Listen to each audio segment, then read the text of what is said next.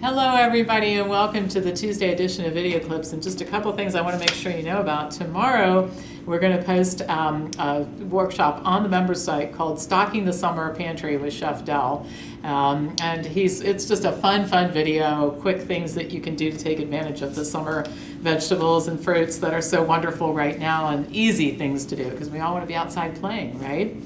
Another thing I wanted to mention is Advanced Study in August is going to be on Peter Gajki's excellent book, Mammography, Truth, Lies, and Controversy. It's a complicated book. I love it, and there's a lot to learn from it, but I think a lot of lay people look at it and are a little bit intimidated by it, so I'm going to give you slides and distill all the information down so that it can really be a great tool for women to decide on this issue of mammograms. So that's coming up. And then don't forget about our permanent weight loss program, which now has CDs and workbooks and 2 conference call discussion groups a month. That's really a great way to address the not the eating part of it. You guys know what to eat if you've been following me for a long time. The issue is the mental issues and emotional issues that accompany eating, and it's a great program for that. So all that cool stuff is coming up. Don't miss it, okay? All right, I have 2 things to talk about today, and one is the paleo diet, because it's so darn popular. That's part of the reason, and the other thing is because it's so darn harmful, and that's what I want to talk about here. I've been a critic of the paleo diet for a long time for many reasons, ranging from the fact that I promote plant-based nutrition, I think, on very good scientific ground. But the other thing is the authors, including or the promoters, I should say, including the author of the book that made it famous, Loren Cordain, they don't do any research to show the long-term outcomes of their dietary pattern. It's all done through storytelling and that sort of thing. So the good news is some researchers, not the promoters of the diet, but others, are looking at what happens when people adopt a paleo diet. So the study I'm going to talk about involved 44 participants who were instructed to eat a diet that had a lot of lean meat, fish, eggs, nuts, fruits, and vegetables. They also at the same time participated in an exercise program. At the end of 10 weeks, here's what happened. Their LDL cholesterol went up, their total cholesterol went up, their triglycerides went up. Now they did lose weight, and their cardiorespiratory fitness improved, most likely because this particular program included exercise. But the researchers said in the study that the improvements were most likely negated by the detrimental effects of the diet. Now, even the weight loss for these people is questionable because many studies have shown that when people begin a high protein diet, they lose a lot of water weight. So even the weight loss, which appears to be a benefit, is a little bit deceptive. So anyway, there are other studies that I quote all the time, and one I'll mention right now. A recent study in the Journal of Nutrition showed that the heme iron in meat increased the risk of heart disease by 57%. Now this was a meta-analysis that included data from 21 studies with over 292,000 participants who were followed for an average of 10 years. The non-heme iron in plant foods did not have the same effect. It was the animal foods that were responsible for the increase in risk of heart attack. So I'm not just quoting Colin Campbell and Colville Esselstyn all the time. There is a huge body of research out there that shows that a diet based on animal foods and fat is bad for you. Now, I just quoted 2 studies today, and there are plenty more articles posted in the Health Briefs online library about this particular topic. So, in view of this, why is the paleo diet so popular? Well, the reason is because people get good news about their bad habits, permission to eat terrible things, and a promise that it's going to improve their health. And the sad part about it is that the public just doesn't really know the right questions to ask about the science. I talk to people all the time who say, well, I'm taking this isolated nutrient supplement, or I'm using the paleo diet to lose weight or whatever, and I've seen studies showing that it's okay.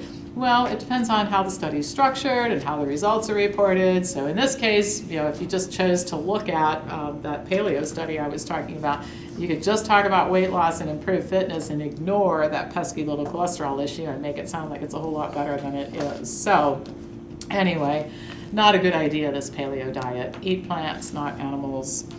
All right, another thing, let's move on to another topic that comes up again and again, this issue with attention deficit disorder. And according to a new research study, almost half the kids with ADHD have occasional problems sleeping, and 10% of them have persistent sleep issues that include things like bedtime resistance, waking up at night, and anxiety about sleep. kids with ADHD are 2 to 3 times more likely to experience sleep disorders than other children. Now, one thing could be that the sleep disorders add to the ADHD or contribute to the development of the disorder. I'll come back to that in a second. But this study looked at 270 kids who were diagnosed with ADHD in 21 pediatric practices in Canada. And in addition to other factors that contributed to sleep disorders, it appears that the severity of ADHD symptoms has something to do with it. Like the more severe the symptoms, the more severe the sleep disorders, more likely they are to happen. And also, interestingly enough, the mental health issues associated with primary caregivers. One of the researchers said that medication was also shown to be a contributing factor. And Kate Lysett, one of the doctors that was involved in the research, said doctors should be asking patients about sleep disorders, and then every time they visit after they're placed on the medication, they should be asking about sleep disorders. Of course, that's not what happens, and even to the extent that it gets brought up, we all know what happens then. There are drugs that are prescribed to address the sleep disorders instead of examining the whole approach that we have to dealing with these kids who have these issues. Now, the chatter about this study on medical blogs and websites involves which medications and supplements to prescribe for sleep, which screening tools to use to evaluate sleep disorders, how to refer kids to pediatric sleep specialists, and of course all kinds of studies that are being conducted right now on the relationship between sleep disorders and ADHD. And of course, we really can't do anything until we get the results of these studies.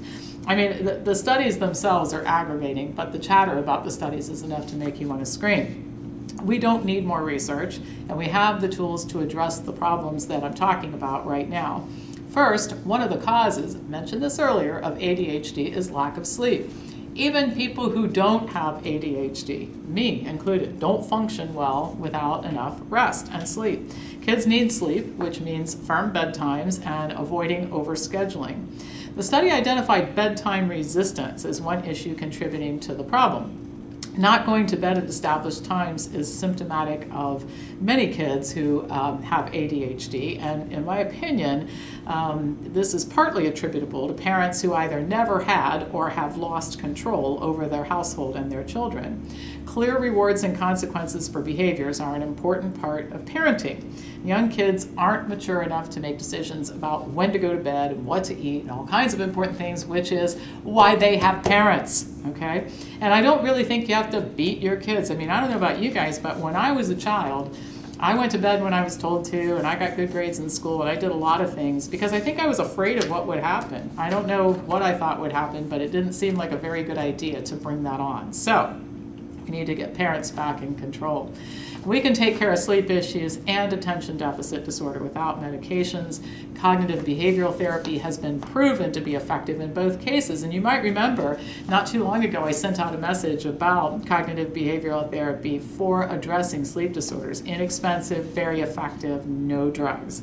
Now, why isn't this being done? Well, it's not as profitable as endless assessments and doctor visits and drugs, and it requires work.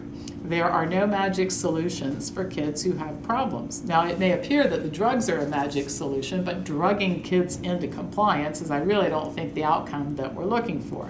It just postpones dealing with these issues until these kids are adults, and often the unfortunate byproduct of all this medication and skirting around the issue and not dealing with it is dysfunctional adults who have impaired brain function as a result of being medicated, lost a lot of emotional opportunity to emotionally develop properly and learn good thinking and coping skills. So we just need to do this entirely differently. And I read some of the stuff online, and I wonder how it is that my healthcare professional colleagues can take this kind of thing so seriously with the pediatric sleep specialists and the whole. I mean, it's just, I don't know where these people are coming from. It just defies logic how much ridiculousness and waste of time type stuff gets talked about with regards to health, both mental health and emotional health and physical health issues. So anyway, that's all for today.